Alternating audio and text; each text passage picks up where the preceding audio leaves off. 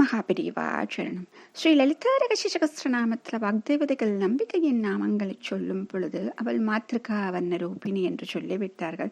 சரி, அவள் எங்கே இருக்கிறாள் என்பதற்கு அடுத்ததாக ஒரு அற்புதமான ஒரு நாமம். ஓம் மகா கைலாச நிலையாயை நமஹ.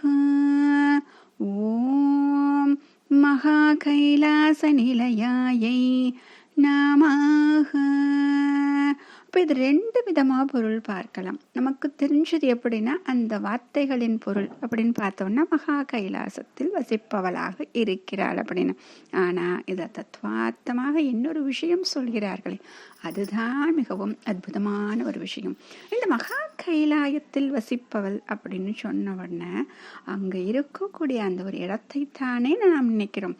ஆனால் இந்த சரீரத்தில் தலையின் உச்சியில் பிரம்மரந்திரம் சகஸ்ரார சக்கரம் இருக்கக்கூடிய இடத்திற்கு என்ன பேர் அப்படின்னா மகா கைலாசம் அப்படின்னு பேரா.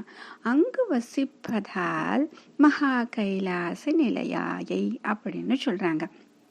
அம்பிகையை சொல்லும் பொழுது மூல ஆதாரத்தில் இருந்து எழுந்து ஒவ்வொரு சக்கரங்களுக்குள்ளும் புகுந்து அவள் வெளியே வந்து இறுதியாக சகஸ்ராரத்தில் சிவனுடன் சேருகிறாள் இல்லையா? அந்த சக்கரம்தான் இந்த கைலாச நிலையம் அப்படின்னு சொல்றது. இதுதான் மகா கைலாசம். எதற்காக அந்த சக்கரத்தை என்றால், அவள் அங்கே வந்து சிவனுடன் சேர்ந்து சிவசக்தி ஐக்கிய சுரூபமாக இருக்கிறார். இப்போ மகா கைலாசம் சொன்ன உடனே நம்ம என்ன சொல்றோம் அப்படின்னா, மோட்சத்திற்கான இடம் அப்படின்னு சொல்றோம். அங்கே கிடைக்கக்கூடிய ஆனந்தம் அப்படின்னு சொல்றோம்.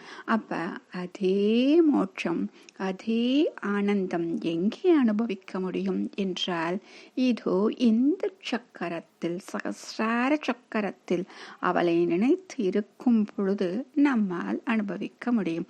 அப்ப எங்கே அந்த கைலாசம் இருக்கிறது? நம்ம என்ன நினைக்கிறோம், கைலாசம் மானசரோவர் இப்படி யாத்திரைகள் செய்து அங்கே சென்றால் மட்டும்தான் அவளை தரிசிக்க முடியும் என்று நினைக்கிறோம். உள்ளுக்குள்ளேயே கைலாசம் அப்படின்னு சொல்றாங்க. அதற்காகத்தான் அழகாக திருமூலர் சொல்லுவார், நெற்றிக்கு நேரே புருவத்து இடைவெளி உற்றுற்று பார்த்து வழிபடும் மந்திரம் பற்றுக்கு பற்றாய் பரமன் இருப்பிடம் சிற்றம்பலம் என்று சேர்த்து கொண்டேனே அப்படின்னு சொல்லிட்டு இங்கேயே தரிசனம் செய்யலாம் என்று அழகாக சொல்கிறார். அப்படிப்பட்ட அந்த மகா கைலாசம் என்று சொல்லக்கூடிய இடத்தில் வசிப்பவள் மகாபிரியவா சரணம்.